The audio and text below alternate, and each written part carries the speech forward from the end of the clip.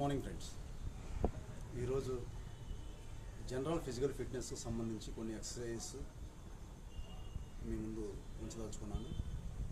Fitness అనేది specialised fitness, general fitness రెండు రకాలుగా ఉంటుంది. జనరల్ ఫిట్నెస్ ఏంటంటే మనం ఆరోగ్యంగా ఉండడం కోసం, వెయిట్ కంట్రోల్ చేసుకోవడం కోసం, బీపీ షుగర్ కంట్రోల్లో ఉండి చక్కగా హ్యాపీగా ఉండడం కోసం. స్పెషలైజ్డ్ ఫిట్నెస్ అనేది కాంపిటీషన్స్లో పార్టిసిపేట్ చేసేవాళ్ళు, పోటీలకు వెళ్ళే వాళ్ళ కోసం అని చెప్పి ఉంటుంది. ఇక్కడ మనకి స్టాండింగ్ పొజిషన్ అంటాం.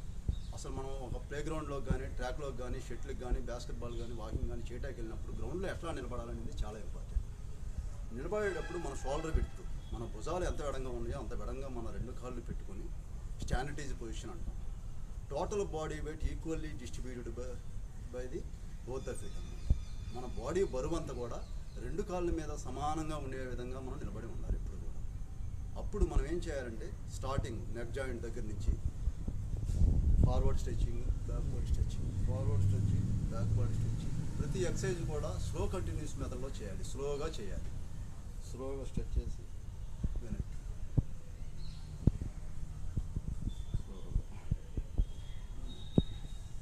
రొటేషన్స్ చేయకూడదు.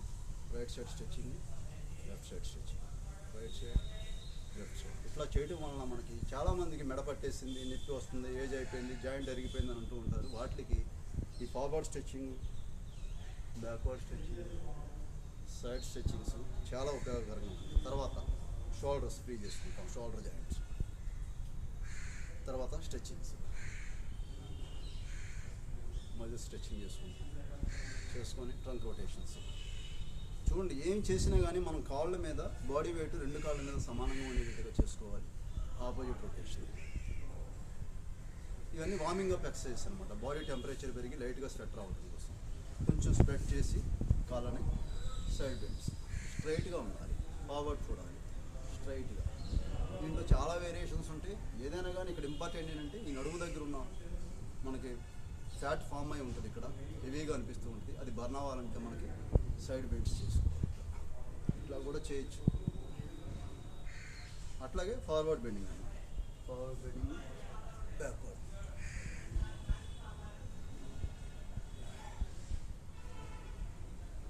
ఈ ఎక్సర్సైజ్ చేసేటప్పుడు పెదాలు బిగబెట్టకూడదు.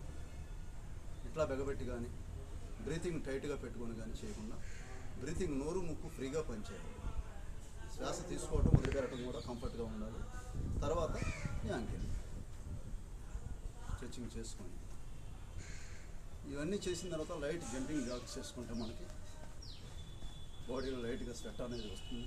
వీటిని ఎక్కువ రిపిటేషన్ చేసుకోవాలి. ఈ సెంటర్ పార్ట్ అబ్డామిన్కి సంబంధించింది ఇక్కడ లోడ్ పడాలనుకునేటప్పుడు మనం ఎక్కువగా చేయాలి.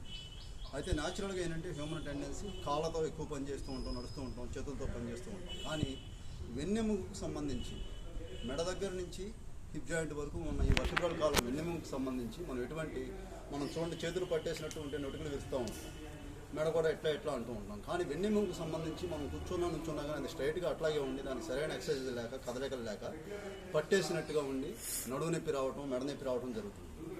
దానికి సంబంధించిన ఎక్సర్సైజులు కొన్ని ఇప్పుడు మీ ముందు ఉంచదలుచుకున్నాను. అవి ఏంటంటే మనం ఓన్ బాడీ వెయిటే, మనం ఏ వెయిట్ ట్రైనింగ్ చేయవసరం లేదు, స్పెషలైజ్డ్ ఎక్స్పర్ట్స్ అవసరం.